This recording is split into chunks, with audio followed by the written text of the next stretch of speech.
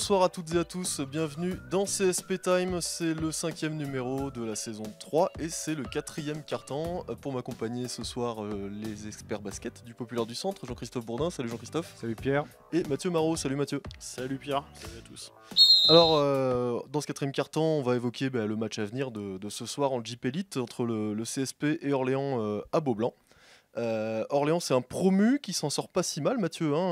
Il a un bilan pas mirobolant, mais il est devant le CSP et il vient de remporter ses 2 derniers matchs. Ouais, tu as beaucoup d'équipes devant le CSP pour l'instant.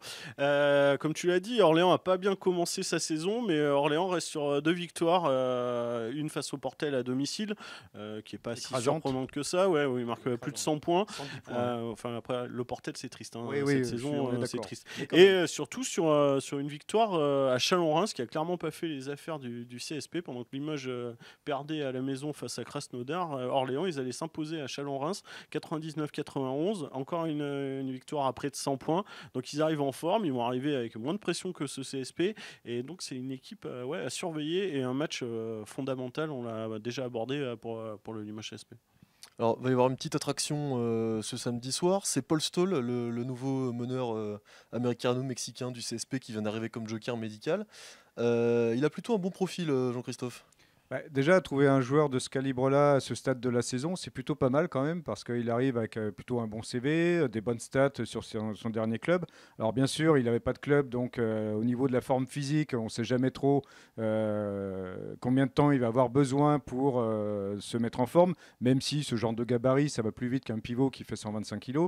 Après, les premiers matchs des recrues, des fois, c'est souvent sur l'euphorie, c'est souvent des bonnes surprises. Après, la confirmation est peut-être parfois difficile, mais c'est vrai que en général, sur des premiers matchs, on peut avoir une bonne surprise.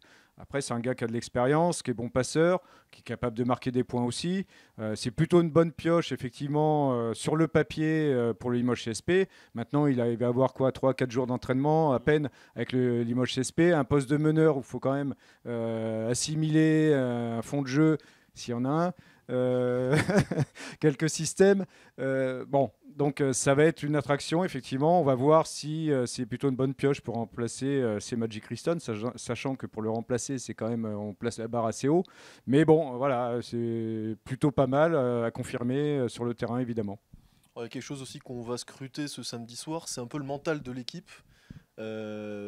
Qu'est-ce que tu en penses, Mathieu? Ils sont plutôt instables, le CSP, en ce moment là-dessus. Oui, ils sont très instables. Maintenant, il y a un CSP à l'extérieur, il y a un CSP à Beaublanc. Pour l'instant, à Beaublanc, le CSP a fait ce qu'il a dû faire. Il a battu des équipes à sa portée, comme le Portel, Pau ou Chalon-Reims.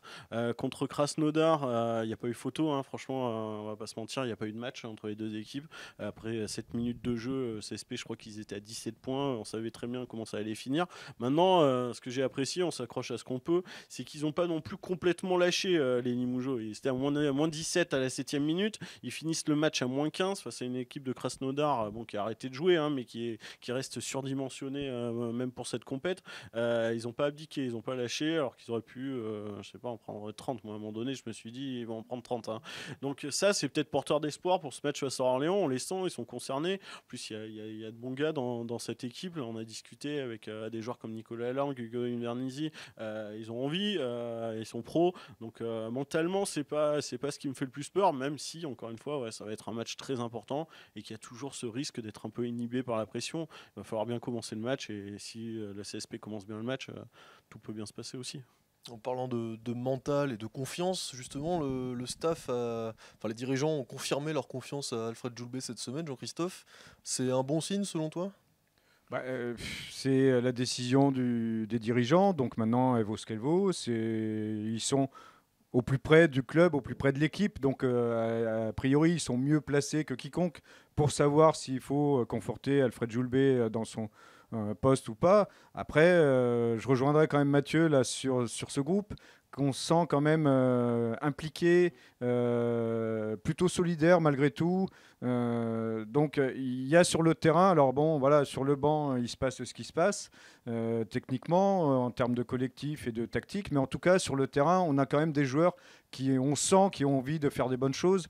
Toumandian, j'ai trouvé qu'il a fait plutôt un bon passage contre Krasnodar. Alors qu'il est en difficulté depuis quelques semaines. Voilà, et puis qu'il n'a pas beaucoup de temps de jeu. Mbala, ça a été un peu plus...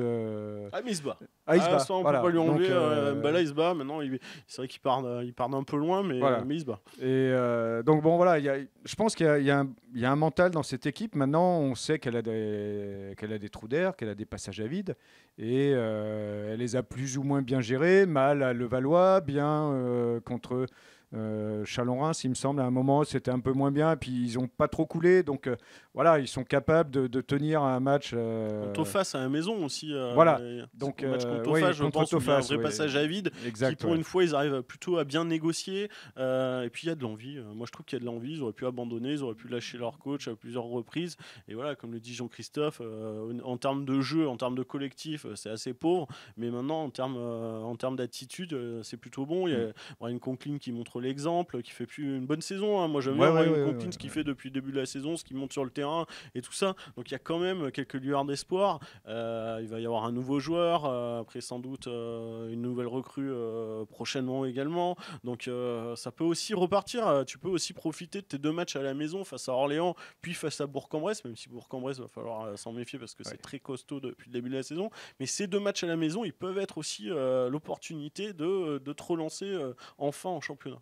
Alors justement, si ça se passe mal, est-ce qu'il faut s'attendre, Mathieu, à des décisions fortes de la part des dirigeants ? Décision forte, on l'a abordé hier lors du 3e quart-temps. Aujourd'hui, les dirigeants, ils ont conforté Alfred Joulbey dans ses fonctions. Comme je te l'ai dit, ils vont... C'était pas un peu précipité ?